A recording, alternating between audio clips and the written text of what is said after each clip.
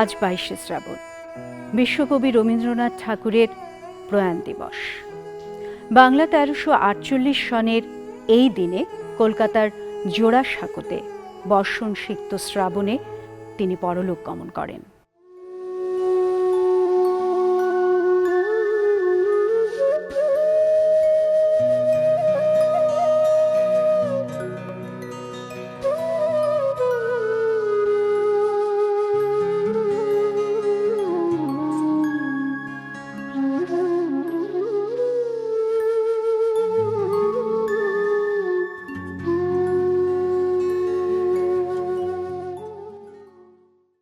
মহর্ষি দেবেন্দ্রনাথ ঠাকুরের কনিষ্ঠ পুত্র রবীন্দ্রনাথ ঠাকুর সাহিত্যের সব জগতে বিচরণ করেছেন। গীতাঞ্জলি লিখে ১৯১৩ সালে রবীন্দ্রনাথ ঠাকুর জয় করেছিলেন সাহিত্যে নোবেল পুরস্কার। বিশ্বকবি রবীন্দ্রনাথ ঠাকুরের প্রয়াণ দিবসে তার সৃষ্টিকর্ম থেকে পাঠ নিয়ে আমাদের আয়োজন তুমি রবে নীরবে। আজ আমরা রবি ঠাকুরের গল্প, উপন্যাস, কবিতা, নাটক, রম্য রচনা, শিশু সাহিত্য, প্রবন্ধ থেকে পাঠ শুনব দেশের প্রতিনিধিত্বশীল বাচিক শিল্পীদের কণ্ঠে। রবীন্দ্রনাথ ঠাকুর ছিলেন মূলত একজন কবি। মাত্র ৮ বছর বয়সে তিনি কাব্য রচনা শুরু করেন। তার প্রকাশিত মৌলিক গ্রন্থের সংখ্যা ৫২। তবে বাঙালি সমাজে তার জনপ্রিয়তা প্রধানত সঙ্গীত স্রষ্টা হিসেবে। রবীন্দ্রনাথ প্রায় ২০০০ গান লিখেছেন। কবিতা ও গান ছাড়াও তিনি ১৩টি উপন্যাস, ৯৫টি ছোট গল্প, ৩৬টি প্রবন্ধ ও গদ্য গ্রন্থ এবং ৩৮টি নাটক রচনা করেছিলেন। রবীন্দ্রনাথের রচনা সমগ্র রবীন্দ্র রচনাবলী নামে ৩২ খণ্ডে প্রকাশিত হয়েছে। বিশ্বকবি রবীন্দ্রনাথ ঠাকুর প্রথম জীবনে ছিলেন বিহারীলাল চক্রবর্তীর অনুসারী কবি। তার কবি কাহিনী, বনফুল ও ভগ্নহৃদয় কাব্য তিনটিতে বিহারীলালের প্রভাব সুস্পষ্ট। সন্ধ্যা সঙ্গীত কাব্যগ্রন্থ থেকে রবীন্দ্রনাথ নিজের বক্তব্য প্রকাশ করতে শুরু করেন। এই পর্বের সন্ধ্যা সঙ্গীত, প্রভাত সঙ্গীত, ছবি ও গান, কড়ি ও কোমল কাব্যগ্রন্থের মূল বিষয়বস্তু ছিল মানব হৃদয়ের বিষণ্ণতা, আনন্দ, মর্ত্যপ্রীতি ও মানবপ্রেম।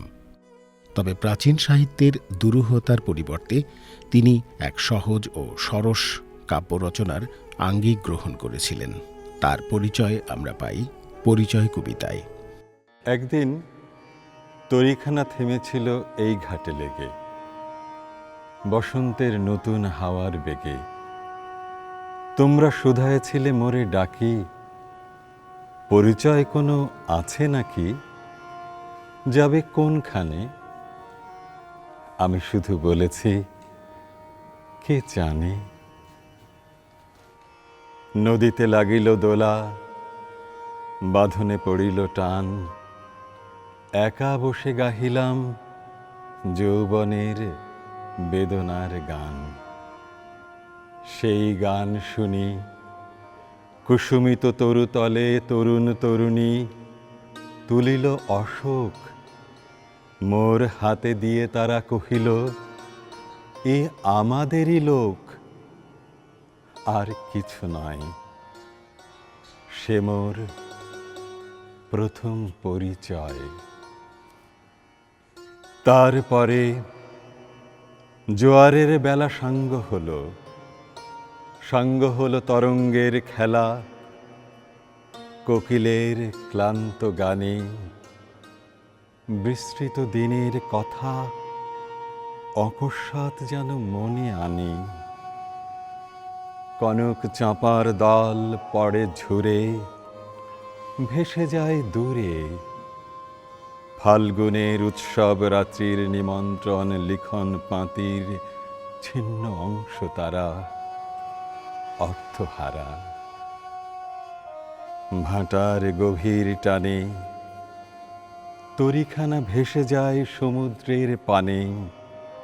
নতুন কালের নবযাত্রী ছেলে মেয়ে শুধাইছে দূর হতে চেয়ে, সন্ধ্যার তারার দিকে বহিয়া চলেছে তরুণীকে।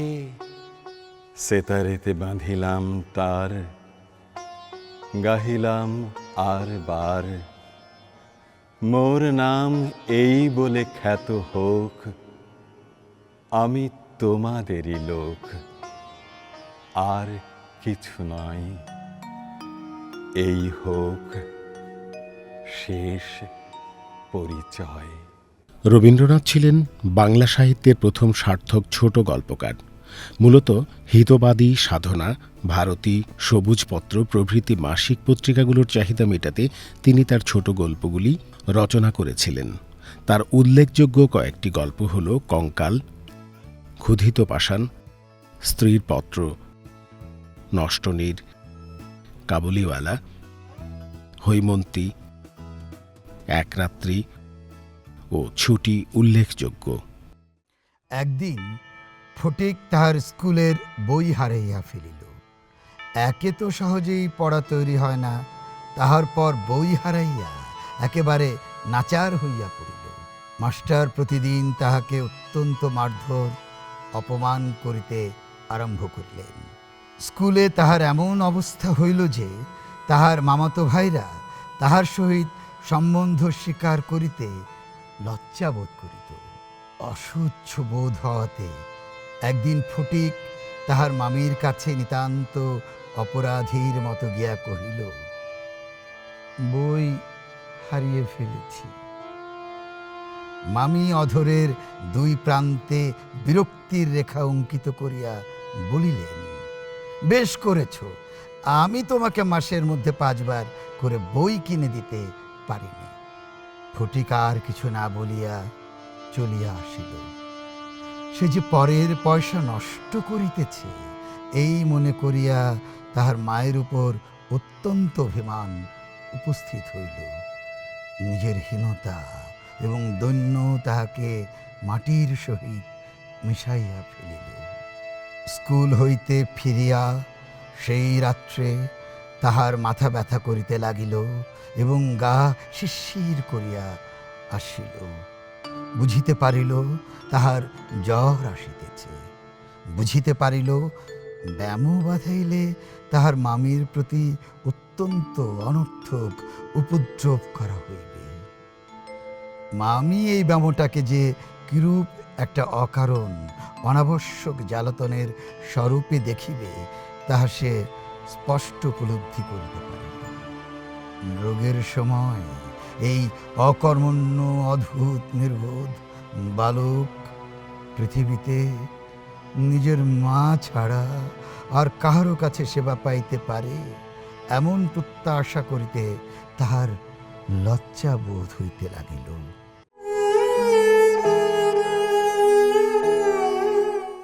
রামলোচন বাবুর সঙ্গে আমার আলাপ হইল। সুরবালার সহিত বাল্যকালে আমার জানাশোনা ছিল, তাহা রামলোচন বাবু জানিতেন কিনা জানি না। আমিও নূতন পরিচয়ে সে সম্বন্ধে কোনো কথা বলা সঙ্গত বোধ করিলাম না, এবং সুরবালা যে কোনো কালে আমার জীবনের সঙ্গে কোনো রূপে জড়িত ছিল সে কথা আমার ভালো করিয়া মনে উদয় হইল না। একদিন ছুটির দিনে রামলোচন বাবুর বাসায় তাহার সহিত সাক্ষাৎ করিতে গিয়াছি। মনে নাই কি বিষয়ে আলোচনা হইতেছিল, বোধ করি বর্তমান ভারতবর্ষের দুরবস্থা সম্বন্ধে। তিনি যে সেজন্য বিশেষ চিন্তিত এবং ম্রিয়মান ছিলেন তাহা নহে, কিন্তু বিষয়টা এমন যে তামাক টানিতে টানিতে এ সম্বন্ধে ঘণ্টাখানেক দেড়েক অনর্গল শখের দুঃখ করা যাইতে পারে। এমন সময়ে পাশের ঘরে অত্যন্ত মৃদু একটি চুড়ির টুংটাং, কাপড়ের একটুখানি খসখস এবং পায়ের একটুখানি শব্দ শুনিতে পাইলাম। বেশ বুঝিতে পারিলাম জানলার ফাঁক দিয়া কোনো কৌতূহলপূর্ণ নেত্র আমাকে নিরীক্ষণ করিতেছে। তৎক্ষণাৎ দুখানি চোখ আমার মনে পড়িয়া গেল। বিশ্বাস, সরলতা এবং শৈশব প্রীতিতে ঢলঢল দুখানি বড় বড় চোখ, কালো কালো তারা, ঘন কৃষ্ণ পল্লব, স্থির স্নিগ্ধ দৃষ্টি। সহসা হৃৎপিণ্ডকে কে যেন একটা কঠিন মুষ্টির দ্বারা চাপিয়া ধরিল এবং বেদনায় ভিতরটা টনটন করিয়া উঠিল। বাসায় ফিরে আসিলাম, কিন্তু সেই ব্যথা লাগিয়া রহিল। লিখি পড়ি যা করি কিছুতেই মনের ভার দূর হয় না। মনটা সহসা একটা বৃহৎ বোঝার মতো হইয়া বুকের শিরা ধরিয়া দুলিতে লাগিল। সন্ধ্যাবেলায় একটু স্থির হইয়া ভাবিতে লাগিলাম, এমনটা হইল কেন? মনের মধ্য হইতে উত্তর আসিল, তোমার সে সুরবালা কোথায় গেল? আমি প্রত্যুত্তরে বলিলাম, আমি তো তাহাকে ইচ্ছা করিয়া ছাড়িয়া দিয়াছি, সে কি চিরকাল আমার জন্য বসিয়া থাকিবে? মনের ভিতরে কে বলিল, তখন যাহাকে ইচ্ছা করিলেই পাইতে পারিতে, এখন মাথা খুঁড়িয়া মরিলেও তাহাকে একবার চক্ষে দেখিবার অধিকারটুকুও পাইবে না। সেই শৈশবের সুরবালা তোমার যত কাছেই থাকুক, তাহার চুড়ির শব্দ শুনিতে পাও, তাহার মাথা ঘষার গন্ধ অনুভব করো, কিন্তু মাঝখানে বরাবর একখানি করিয়া দেয়াল থাকিবে। রবীন্দ্রনাথ ঠাকুর মোট ১৩টি উপন্যাস রচনা করেছিলেন। তার মধ্যে বউ ঠাকুরানীর হাট, রাজস্বী, নৌকাডুবি, চোখের বালি, শেষের কবিতা ইত্যাদি উপন্যাস উল্লেখযোগ্য। কলকাতার কলেজে পড়ে জ্যোতিশঙ্কর। থাকে কলুটোলা প্রেসিডেন্সি কলেজের মেসে। অমিত তাকে প্রায় বাড়িতে নিয়ে আসে, খাওয়ায়, তার সঙ্গে নানা বই পড়ে, নানা অদ্ভুত কথায় তার মনটাকে চমকিয়ে দেয়। মোটরে করে তাকে বেরিয়ে নিয়ে আসে। তারপর কিছুকাল জ্যোতিশঙ্কর অমিতর কোনো নিশ্চিত খবর পায় না। কখনো শোনে সে নৈনিতালে, কখনো উটকামণ্ডে। একদিন শুনলে অমিতর এক বন্ধু ঠাট্টা করে বলছে, সে আজকাল কেটি মিত্তিরের বাইরেকার রংটা ঘোচাতে উঠে পড়ে লেগেছে। কাজ পেয়েছে মনের মতো, বর্ণান্তর করা। এতদিন অমিত মূর্তি গড়বার শখ মেটাতো কথা দিয়ে, আজ পেয়েছে সজীব মানুষ। সে মানুষটিও একে একে আপন উপরকার রঙিন পাপড়িগুলো খসাতে রাজি, চরমে ফল ধরবে আশা করে। অমিতর বোন লিসি নাকি বলছে যে কেটিকে একেবারে চেনাই যায় না, অর্থাৎ তাকে নাকি বড্ড বেশি স্বাভাবিক দেখাচ্ছে। বন্ধুদের সে বলে দিয়েছে তাকে কেতুকি বলে ডাকতে। এটা তার পক্ষে নির্লজ্জতা। যে মেয়ে একদা ফিনফিনে শান্তিপুরে শাড়ি পরত, সেই লজ্জাবতীর পক্ষে জামা সেমিজ পরারই মতো। অমিত তাকে নাকি নিভৃতে ডাকে কেয়া বলে। এ কথাও লোকে কানাকানি করছে যে নৈনিতালের সরোবরে নৌকো ভাসিয়ে কেটি তার হাল ধরেছে, আর অমিত তাকে পড়ে শোনাচ্ছে রবি ঠাকুরের নিরুদ্দেশ যাত্রা। কিন্তু লোকে কি না বলে। জ্যোতিশঙ্কর বুঝে নিলে অমিতর মনটা পাল তুলে চলে গেছে ছুটি তত্ত্বের মাঝ দরিয়ায়। অবশেষে অমিত ফিরে এলো। শহরে রাষ্ট্র কেতুকির সঙ্গে তার বিয়ে, অথচ অমিতের নিজ মুখে একদিনও জ্যোতি এ প্রসঙ্গ শোনেনি। অমিতের ব্যবহারেও অনেকখানি বদল ঘটেছে। পূর্বের মতোই জ্যোতিকে অমিত ইংরেজি বই কিনে উপহার দেয়, কিন্তু তাকে নিয়ে সন্ধেবেলায় সেসব বইয়ের আলোচনা করে না। জ্যোতি বুঝতে পারে আলোচনার ধারাটা এখন বইছে এক নতুন খাদে।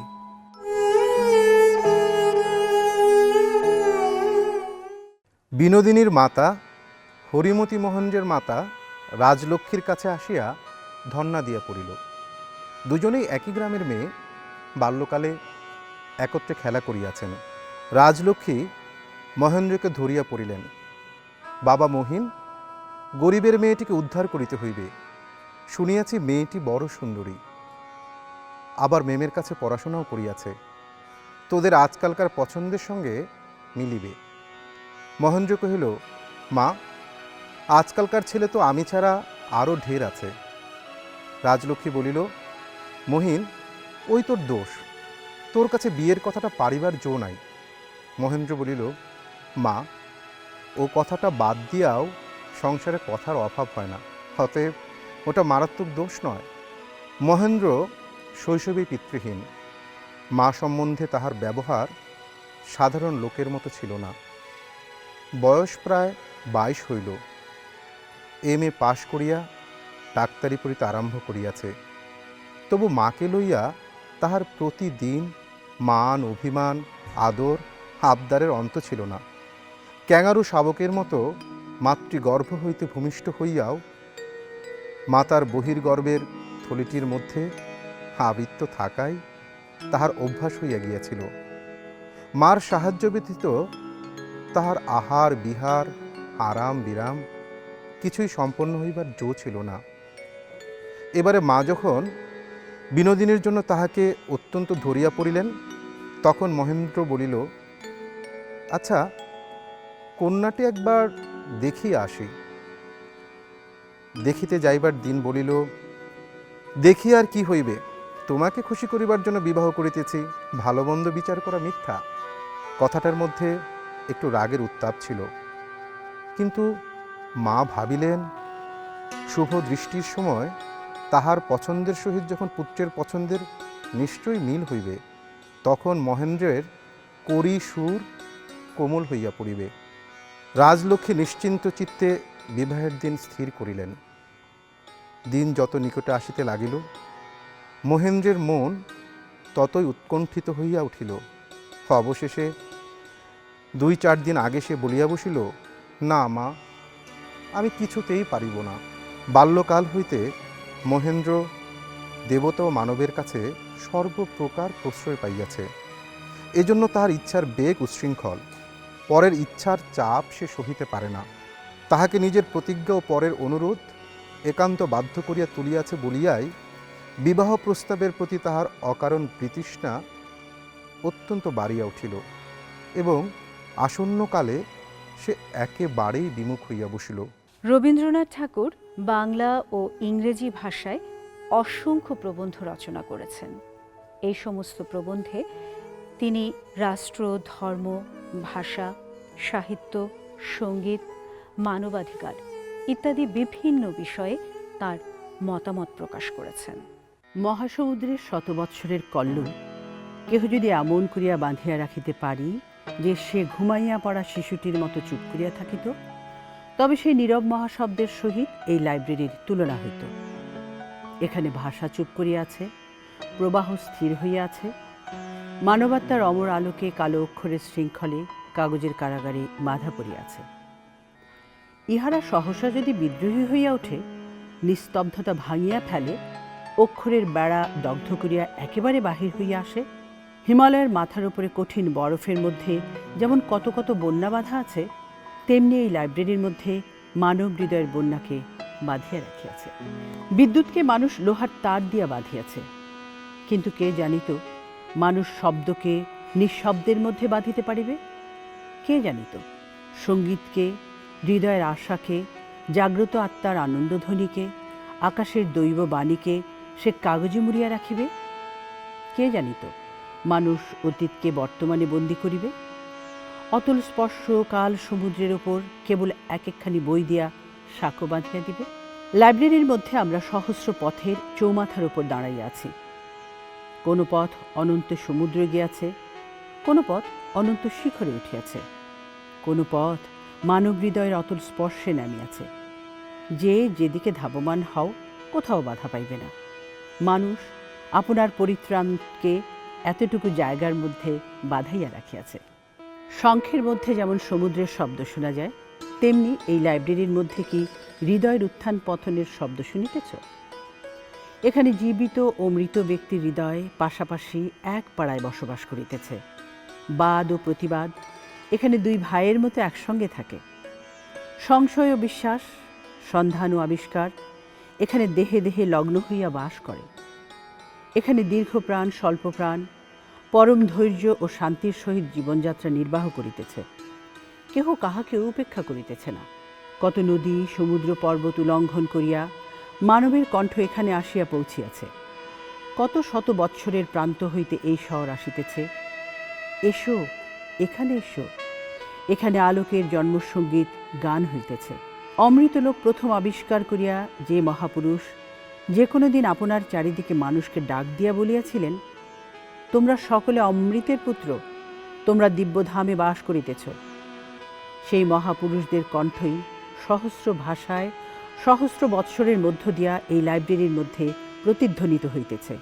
1908 সাল থেকে রবীন্দ্রনাথ রূপক সাংকেতিক তত্ত্বধর্মী নাট্য রচনা শুরু করেন, কিন্তু 1908 সালের পর থেকে একের পর এক নাটক লিখতে শুরু করেন।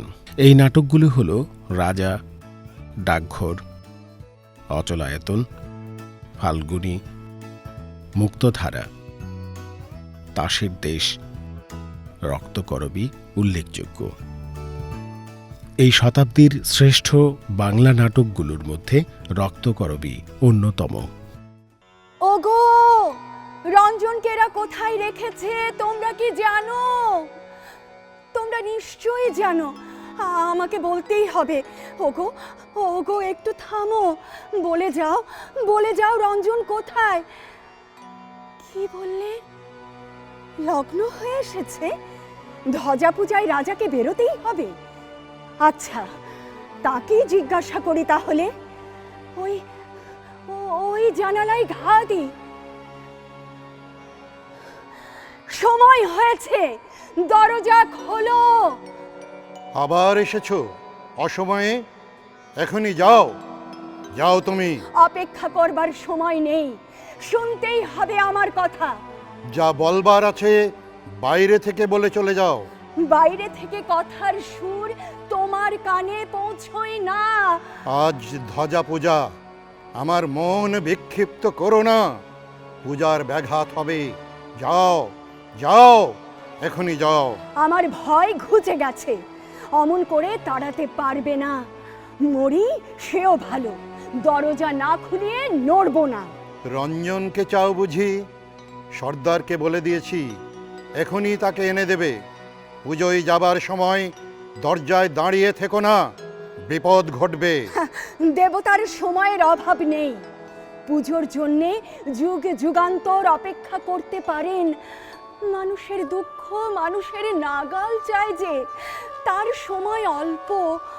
আমি ক্লান্ত, ভারী ক্লান্ত।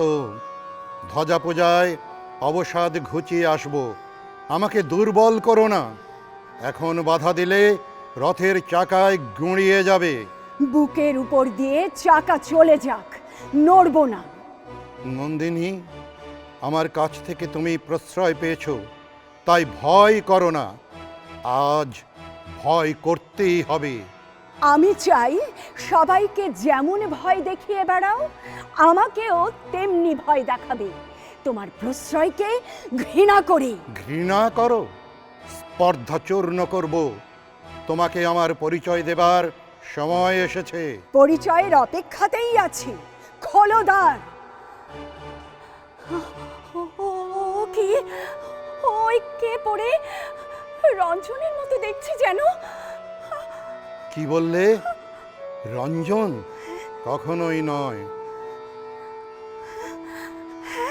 হ্যাঁ গো, এ তো আমারই রঞ্জন। ও কেন বললে না ওর নাম? কেন এমন স্পর্ধা করে এলো? জাগো রঞ্জন, জাগো। আমি এসেছি তোমার সখী। রাজা, ও জাগে না কেন? ঠকিয়েছে, আমাকে ঠকিয়েছে এরা। সর্বনাশ! আমার নিজের যন্ত্র আমাকে মানছে না। ডাক তোরা, সর্দারকে ডেকে আন, বেঁধে নিয়ে আয় তাকে। রাজা, রঞ্জনকে জাগিয়ে দাও। সবাই বলে তুমি জাদু জানো, ওকে জাগিয়ে দাও। আমি যমের কাছে জাদু শিখেছি, জাগাতে পারিনে, জাগরণ ঘুচিয়ে দিতেই পারি। তবে আমাকে ওই ঘুমেই ঘুম পাড়াও, আমি শুইতে পারছি নে। কেন এমন সর্বনাশ করলে? আমি যৌবনকে মেরেছি। এতদিন ধরে আমি সমস্ত শক্তি নিয়ে কেবল যৌবনকে মেরেছি। রবীন্দ্রনাথ ঠাকুর ১৯১৫টি গান রচনা করেছিলেন।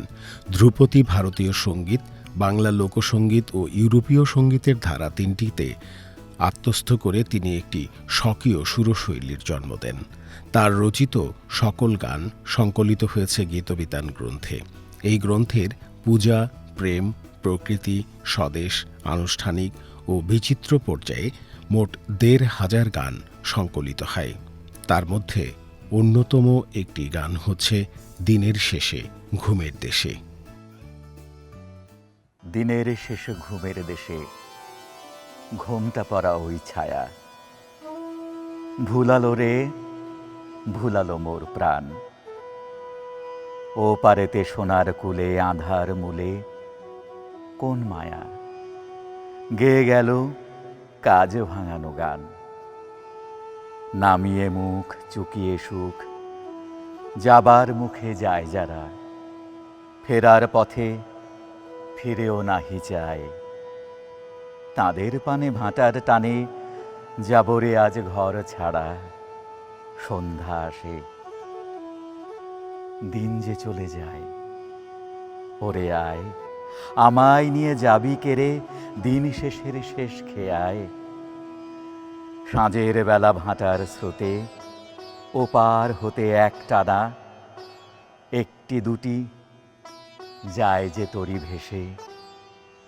কেমন করে চিনব রে ওদের মাঝে কোনখানা, আমার ঘাটে ছিল আমার দেশে। অস্তাচলে তীরের তলে ঘন গাছের কোল ঘেঁষে, ছায়ায় যেন ছায়ার মতো যায়। ডাকলে আমি ক্ষণেক থামি, হেথায় পাড়ি ধরবে সে, এমন মেয়ে আছে রে কোন নাই। ওরে আয় আমায় নিয়ে যাবি কেড়ে দিন শেষের শেষ খেয়ায়। ঘরেই যারা যাবার তারা কখন গেছে ঘর পানে, পরে যারা যাবার আছে পারে ঘরেও নহে পরেও নহে। যেজন আছে মাঝখানে সন্ধ্যাবেলা কে ডেকে নেয় তারে। ফুলের বার নাই কোয়ার, ফসল আর ফলল না, চোখের জল ফেলতে হাসি পায়।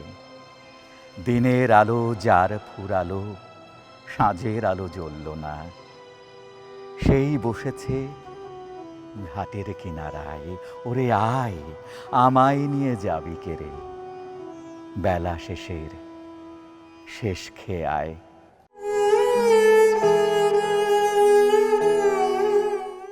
এই তো পায়ে চলার পথ এসেছে বনের মধ্যে দিয়ে মাঠে, মাঠের মধ্যে দিয়ে নদীর ধারে, খেয়াঘাটের পাশে বটগাছ তলায়।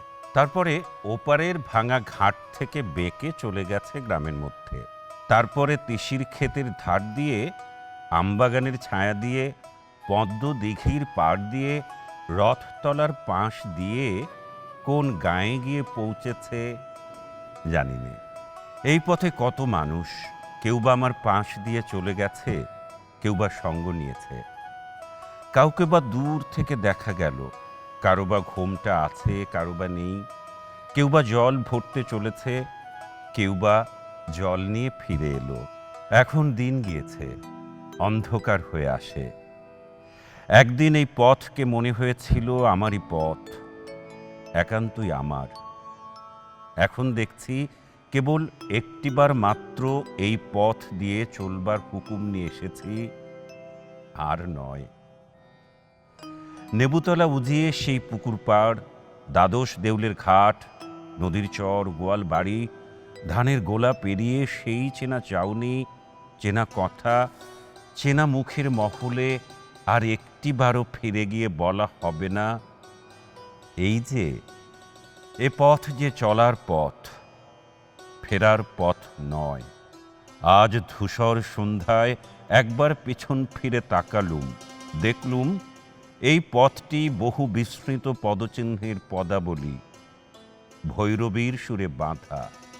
যতকাল যত পথিক চলে গেছে তাদের জীবনের সমস্ত কথাকেই এই পথ আপনার একটিমাত্র ধূলিরেখায় সংক্ষিপ্ত করে এঁকেছে। সেই একটি রেখা চলেছে সূর্যোদয়ের দিক থেকে সূর্যাস্তের দিকে, এক সোনার সিংহ দ্বার থেকে আর এক সোনার সিংহ দ্বারে। ওগো পায়ে চলার পথ, অনেক কালের অনেক কথাকে তোমার ধূলি বন্ধনে বেঁধে নীরব করে রেখো না। আমি তোমার ধুলোয় কান পেতে আছি, আমাকে কানে কানে বলো। পথ নিশীথের কালো পর্দার দিকে তর্জনী বাড়িয়ে চুপ করে থাকে। রবীন্দ্রনাথ ঠাকুরের পত্র সাহিত্য এই পর্যন্ত ১৯টি খণ্ডে প্রকাশিত হয়েছে। এর মধ্যে পথে ও পথের প্রান্তে, ছিন্নপত্র ও ছিন্নপত্রাবলী এবং ভানু সিংয়ের পদাবলী, এই ৩টি উল্লেখযোগ্য পত্র সংকলন। কালকের চিঠিতে লিখেছিলুম, আজ অপরাহ্ন ৭টার সময় কবি কালিদাসের সঙ্গে একটা এনগেজমেন্ট করা যাবে। বাতিটি জ্বালিয়ে টেবিলের কাছে কেদারাটি টেনে নিয়ে বইখানি হাতে যখন বেশ প্রস্তুত হয়ে বসেছি, হেনকালে কবি কালিদাসের পরিবর্তে এখানকার পোস্টমাস্টার এসে উপস্থিত। মৃত কবির চেয়ে একজন জীবিত পোস্টমাস্টারের দাবি ঢের বেশি। আমি তাকে বলতে পারলুম না, আপনি এখন যান, কালিদাসের সঙ্গে আমার একটু বিশেষ প্রয়োজন আছে। বললেও সে লোকটি ভালো বুঝতে পারত না। অতএব পোস্টমাস্টারকে চৌকিটি ছেড়ে দিয়ে কালিদাসকে আস্তে আস্তে বিদায় করে দিতে হলো। এই লোকটির সঙ্গে একটি বিশেষ যোগ আছে। যখন আমাদের এই কুঠিবাড়ির একতলাতেই পোস্ট অফিস ছিল এবং আমি একে প্রতিদিন দেখতে পেতুম, তখনই আমি একদিন দুপুরবেলায় এই দোতলায় বসে সেই পোস্টমাস্টারের গল্পটি লিখেছিল এবং সেই গল্পটি যখন হিতবাদীতে বেরোলো, তখন আমাদের পোস্টমাস্টার বাবু তার উল্লেখ করে বিস্তর লজ্জা মিশ্রিত হাস্য বিস্তার করেছিলেন। যাই হোক, এই লোকটিকে আমার বেশ লাগে, বেশ নানা রকম গল্প করে যান। আমি চুপ করে বসে বসে শুনি। ওরই মধ্যে ওর আবার একটু বেশ হাস্যরস্য আছে। পোস্টমাস্টার চলে গেলে সেই রাত্রে আবার রঘুবংশ নিয়ে পড়লুম। ইন্দ্রমতী স্বয়ম্বর পড়ছিল। সভার সিংহাসনের উপর সারি সারি সুসজ্জিত চেহারার রাজারা বসে গেছেন। এমন সময় শঙ্খ এবং তুরিধ্বনির মধ্যে বিবাহবেশ পড়ে সুনন্দার হাত ধরে ইন্দ্রমতী তাদের মাঝখানের সভাপথে এসে দাঁড়ালেন। ছবিটি মনে করতে এমনি সুন্দর লাগে। তারপরে সুনন্দ এক একজনের পরিচয় করিয়ে দিচ্ছে, আর ইন্দ্রমতী অনুরাগহীন এক একটি প্রণাম করে চলে যাচ্ছে। এই প্রণাম করাটি কেমন সুন্দর! যাকে ত্যাগ করছেন তাকে সে নম্রভাবে সম্মান করে যাচ্ছেন। এতে কতটা মানিয়ে যাচ্ছে। সকলেই রাজা, সকলেই তার চেয়ে বয়সে বড়। ইন্দ্রমতী বালিকা, সে যে তাঁদের একে একে অতিক্রম করে যাচ্ছে, এই অবশ্য রূঢ়তাটুকু যদি একটি একটি সুন্দর সবিনয় প্রণাম দিয়ে না মুছে দিয়ে যেত, তাহলে এই দৃশ্যের সৌন্দর্য থাকতো না। রবীন্দ্রনাথ ঠাকুর সাহিত্যের যে শাখাতেই হাত দিয়েছেন, সোনা ফলেছে। রম্য সাহিত্য রচনাতেও তিনি যে সিদ্ধহস্ত ছিলেন তার প্রমাণ আমরা পাই তার গল্প স্বল্প গ্রন্থের ভালো মানুষ রচনায়। ছি, আমি নেহাত ভালো মানুষ। কুসুমী বললে, কি যে তুমি বলো তার ঠিক নেই। কে না জানে তুমি ওপাড়ার লোটন গুন্ডার দলের সর্দার নও। ভালো মানুষ তুমি বলো কাকে? এইবার ঠিক প্রশ্নটা এসেছে তোমার মুখে। ভালো মানুষ তাকেই বলে যে অন্যায়ের কাছেও নিজের দখল ছেড়ে দেয়। দরাজ হাতের গুণে নয়, মনের জোর নেই বলে। যেমন যেমন আজই ঘটেছিল সকালে, বেশ একটুখানি গুছিয়ে নিয়ে লিখতে বসেছি, এমন সময় এসে হাজির 5 কড়ি। ওই একটি প্রাণী বিধাতার কারখানা থেকে বাঁকা হয়ে বেরিয়েছিল, কোনোখানেই তার জোড় মেলে না। একসময় ক্যালকাটাকে উচ্চারণ করেছিল কালকুট্টা। সেই অবধি সবাই ওকে ডাকত কালো কুত্তা বলে। স্কুলে কেউ ওকে দেখতে পারত না। একদিন আমাদের রমেন রাস্কেল বলে ঘাড়ের উপর পড়ে ওর নাক বাঁকিয়ে দিয়েছিল, বলে রেখেছিল এর পরের বারে কান দেবে বাঁকা করে। এসেই সে বসলো আমার লেখাপড়া করার চৌকিটাতে। ভালো মানুষের মুখ দিয়ে বেরোলো না, ওখানে আমি কাজ করব। ডেস্কের উপর ঝুঁকে অন্য মনে এটা ওটা নিয়ে নাড়াচাড়া করতে লাগলো। বললে দোষ হতো না, ওগুলো দরকারি জিনিস, ঘাঁটাঘাঁটি করো না। কিন্তু কি আর বলবো, বললে অনেক কাল দেখা সাক্ষাৎ হয়নি। আহা হা, আমাদের স্কুলের দিন ছিল কি সুখের। দেখি আস্তে আস্তে সরে যাচ্ছে আমার সোনা বাঁধানো ফাউন্টেন পেনটা চাদরের আড়ালে ওর পকেটের দিকে। বললেই হতো ভুল করছো, কলমটা তোমার নয়, ওটা আমার। কিন্তু আমি যে ভালো মানুষ, ভদ্রলোকের ছেলে, এত বড় লজ্জার কথা ওকে বলি কি করে? ওর চুরি করা হাতটার দিকে চাইতেই পারলুম না। সন্দেহ করছি লোকটা বলে বসবে আজ এখানেই খাবো। ভাবতে ভাবতে ঘেমে উঠছি। হঠাৎ মাথায় বুদ্ধি এলো, বলে বসলুম, রমেনের ওখানে আমাকে এখনই একটু যেতে হবে। কালো কুত্তা বললে, ভালো হলো, তোমার সঙ্গে একত্রেই যাওয়া যাক। স্কুল ছেড়ে অবধি তার সঙ্গে একবারও দেখা হয়নি। কি মুশকিল। ধপ করে বসে পড়লুম। বাইরের দিকে তাকিয়ে বললুম, বৃষ্টি পড়ছে দেখছি। ও বললে, তাতে হয়েছে কি, আমার ছাতা নেই, কিন্তু তোমার সঙ্গে এক ছাতাতেই যেতে পারবো। আমি বললাম, অত অসুবিধা করবার দরকার কি, তার চেয়ে বরং ছাতাটা তুমি নিয়ে যাও, যখনই সুযোগ হবে ফিরিয়ে দিলেই হবে। আর সে তিলমাত্র দেরি করলে না, বললে, প্ল্যানটা শোনাচ্ছে ভালো। ছাতাটা বগলে করে চটপট সরে পড়ল। হায় রে আমার 15 টাকা দামের সিল্কের ছাতা। ছাতা ফিরবে না, ফাউন্টেন পেনও ফিরবে না, কিন্তু সবচেয়ে আরামের কথা হচ্ছে সেও ফিরবে না।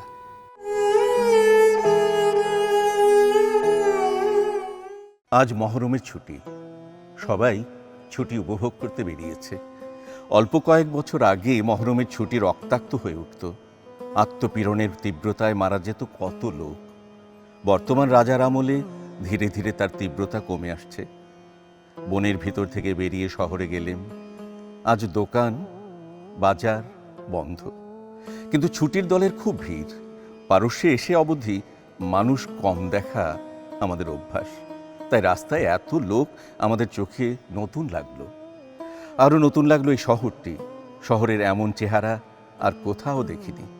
মাঝখান দিয়ে একটি অপ্রশস্ত খামখেয়ালি ঝর্ণা, নানা ভঙ্গিতে কলশব্দে বহমানা।